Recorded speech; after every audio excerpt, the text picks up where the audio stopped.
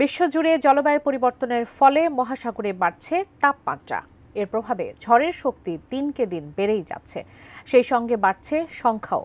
এমন পরিস্থিতিতে এবার একসঙ্গে ধেয়ে আসছে শক্তিশালী ৩ ঘূর্ণিঝড়, যা দুর্যোগের ইতিহাসে একটি বিরল ঘটনা, যা নিয়ে শঙ্কিত খোদ আবহাওয়াবিদরাও।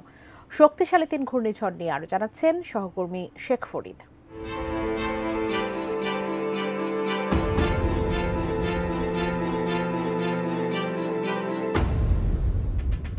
একসঙ্গে পাক খাচ্ছে ৩টি শক্তিশালী ঘূর্ণিঝড়, যা বিরল ঘটনা বলে মনে করছেন বিজ্ঞানীরা।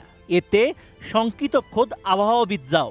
মার্কিন সংবাদ মাধ্যম CNN জানায়, রে, শেরু ও আলফ্রেড নামের এই ৩টি ঘূর্ণিঝড় এখনও সক্রিয় রয়েছে।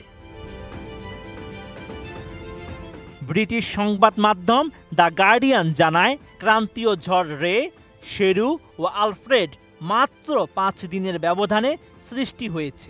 অস্ট্রেলিয়ার পূর্ব উপকূল থেকে প্রায় 8000 কিলোমিটার বিস্তৃত প্রশান্ত মহাসাগরের একটি অংশে ঘূর্ণায়মান রয়েছে এই 3 ঝড়। বর্তমানে এই অঞ্চলে ঝড়ের মৌসুম চূড়ান্ত পর্যায়ে রয়েছে।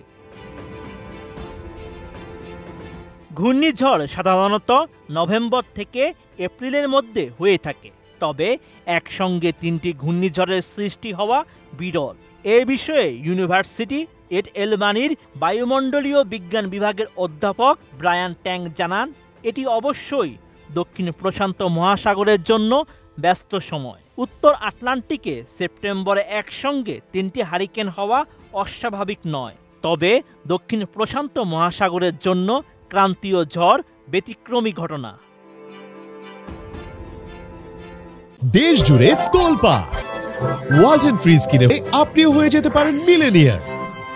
রে ঘূর্ণিঝড়টি পিজির উত্তরে তৈরি হয় 21 ফেব্রুয়ারিতে। এই ঘূর্ণিঝড়টির প্রবল বাতাস ও ভারী বৃষ্টিপাতের ফলে গাছপালা ও ফসলের ক্ষতি হয়েছে। আলফ্রেড ক্রান্তীয় ঝড়টি কোরাল সাগরে তৈরি হয় 24 ফেব্রুয়ারি। এটি রাতারাতি 3য় ক্যাটাগরির শক্তিশালী ঘূর্ণিঝড়ে রূপ নেয়। এর ফলে কোরাল সাগরে ঘন্টায় 185 কিলোমিটার বেগে বাতাসের ঝাপটা সৃষ্টি হয়। তবে ঘূর্ণিঝড়টি স্থলভাগে আঘাত আনবে কিনা তা এখনও স্পষ্ট নয়। এছাড়া শেরু শক্তি সঞ্চয় করে ঘূর্ণিঝড়ের রূপ নিয়েছে 25 ফেব্রুয়ারি। এটি ভানুয়াতুর কাছে আসতে পারে, তবে স্থলভাগে আঘাত আনার আশঙ্কা কম। বিশেষজ্ঞদের মতে এই 3টি ঝড়ের শক্তিশালী হওয়ার কারণ হচ্ছে সাম্প্রদায়িক জলবায়ু পরিবর্তন। এর ফলে সমুদ্রের তাপমাত্রা বাড়ছে, যা ক্রান্তীয় ঝড়ের সৃষ্টি বাড়িয়ে দিয়েছে।